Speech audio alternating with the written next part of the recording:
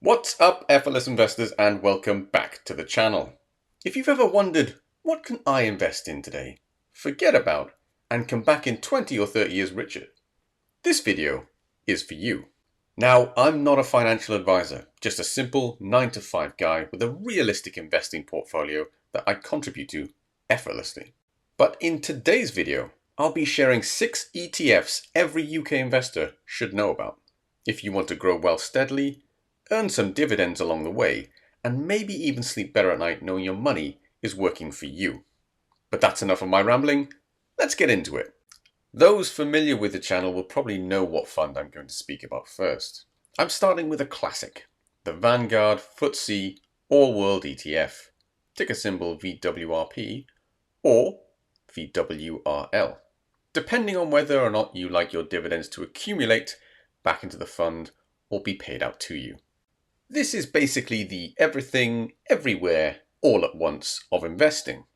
There are currently over 3,500 companies across developed and emerging markets in the fund. Apple, Toyota, Nestle, you name a company and they're probably in this fund. This gives you a healthy dose of diversification in one fund. Currently it has a total expense ratio of 0.19%. which I think is pretty decent value for the exposure that you get. If we take a look at recent performance statistics, you can see the 1-year performance currently sits at 15%, with the 3-year annualized and 5-year annualized returns of 19% and 17.5% respectively. Now, I did state that there are over 3,500 stocks in this fund, and if you're new to investing, you would be forgiven for thinking that each of those 3,500 plus stocks has an equal weight in the fund, but that would be an incorrect assumption. Looking at the fund in more detail, the top 10 weighted stocks actually account for 22% of the entire fund. There is also a heavy weight towards the US stocks, as they account for a total of almost 60% of the fund. So bear that in mind if you decide to invest in both this fund and an S&P 500 tracker, as you would end up with a fair amount of crossover between the two. I have personally made this mistake before, which is why I no longer have an S&P 500 tracker in my portfolio. The industry weightings seem a little bit more balanced, although technology stocks do account for just over 25% of the stocks in the fund. But then again, it is 2025 that we live in. Overall, it's like buying a little slice of the global economy and holding it forever. Perfect for beginners who don't want to overthink things. It's not the cheapest ETF on the block, but it is one of the simplest buy and hold forever options out there. Moving on to ETF number 2, we have the Invesco FTSE All World ETF, ticker FWRG. Think of this as VWRL's more frugal cousin. It covers about 2,300 companies across developed and emerging markets. The upside is lower costs, with a total expense ratio of just 0.15%, which is 0.04% less than VWRL.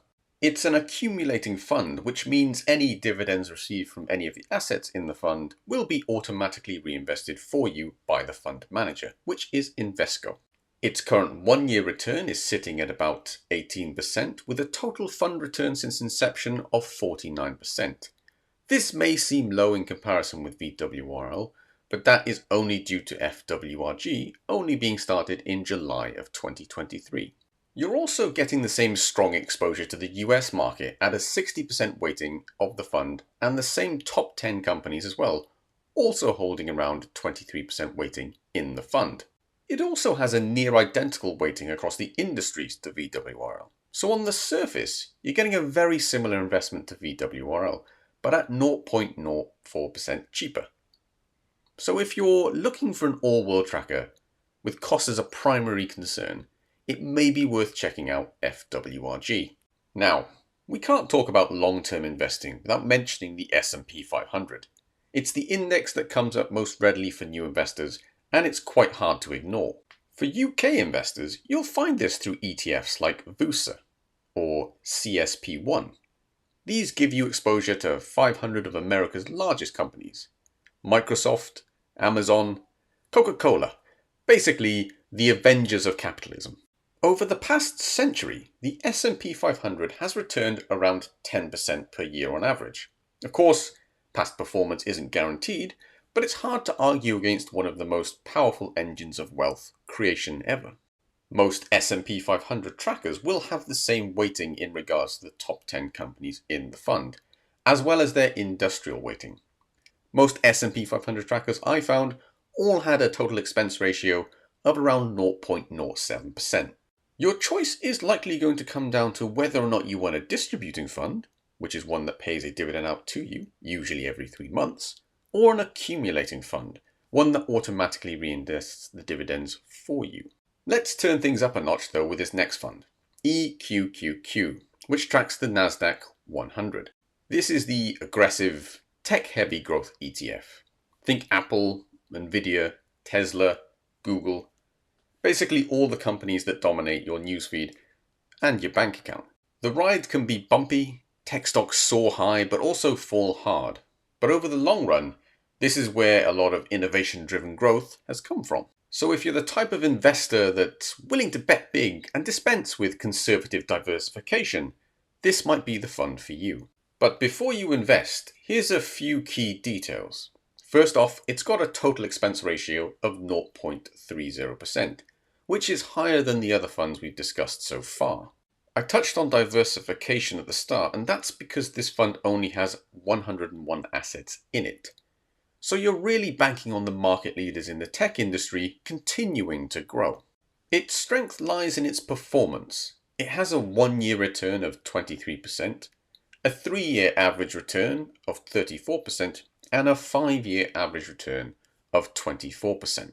Given the smaller number of assets in the fund, you're going to expect some heavy weightings. The top 10 funds currently account for 51% of the fund. It does have a small dividend yield of 0.29%, which isn't anything to write home about, but it does give you a little dopamine hit when it comes through. So if you're a bit more of a gunslinger, and you're looking for a higher risk but higher reward asset for the next 20 to 30 years, the Nasdaq 100 tracker EQQQ could be the one for you. But for now, let's talk about income, as not all investors are solely focused on growth. If you're starting with a large lump sum and you're not too focused on growth through capital appreciation, perhaps a dividend income focused ETF might be the right choice. That leads us to the Vanguard High Dividend Yield ETF, ticker VHYL. This one focuses on global companies that pay above average dividends. Think Johnson & Johnson, ExxonMobil, and HSBC. It won't grow as quickly as the S&P 500 or EQQQ. As I stated at the start, its strength does not lie in its capital appreciation. Instead, its strength is growth through income. But that's not to say that it's a bad growth asset. With a 1-year return of 15% and a 5-year average yearly return of 17%, it's not to be discounted. Throw in a current dividend yield of 2.8%, which has risen as high as 3.7% in the last 5 years, and you have the makings of a solid asset. It also boasts a fairly spread weighting amongst its 2,000 plus assets, with the top 10 assets only accounting for 11% of the fund. It also gave a fair amount of geographical diversification, with the US only accounting for just under 40% of the fund.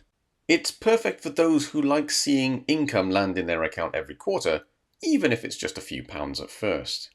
Because let's face it, reinvesting dividends is one of those powerful tools in the buy and hold strategy. Finally, let's sprinkle a little safety into the mix, with an asset that's so boring and so obvious that many discount it as an option. And that's the Invesco Physical Gold ETF, ticker SGLD. Now, despite it being associated with the wealthy, gold won't make you rich.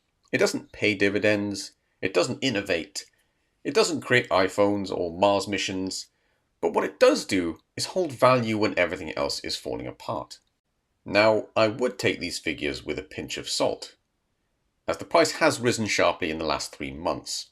SGLD currently has a 1-year return of 49%, which is crazy, with a 5-year annualized return of 20%.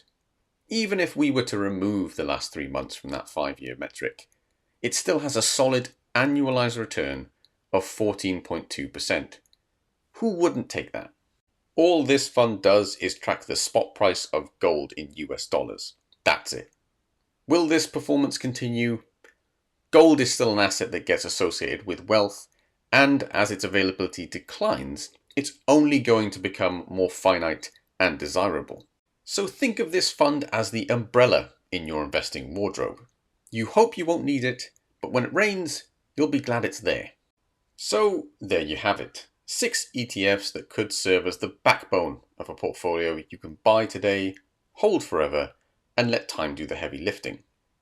Global exposure with VWRL or FWRG, growth with VUSA and EQQQ, income with VHYL, and a touch of safety with SGLD. Whether you're just starting out or you've been dabbling for a while, any of these ETFs fit perfectly with a long-term investing mindset and the simple buy and hold strategy. Remember, the secret isn't timing the market, it's time in the market that counts. If you found this video helpful, hit that like button, subscribe for more beginner-friendly investing content, and drop a comment telling me which of these ETFs you'd pick as your forever hold. As always, keep it simple, keep it realistic, and keep it effortless.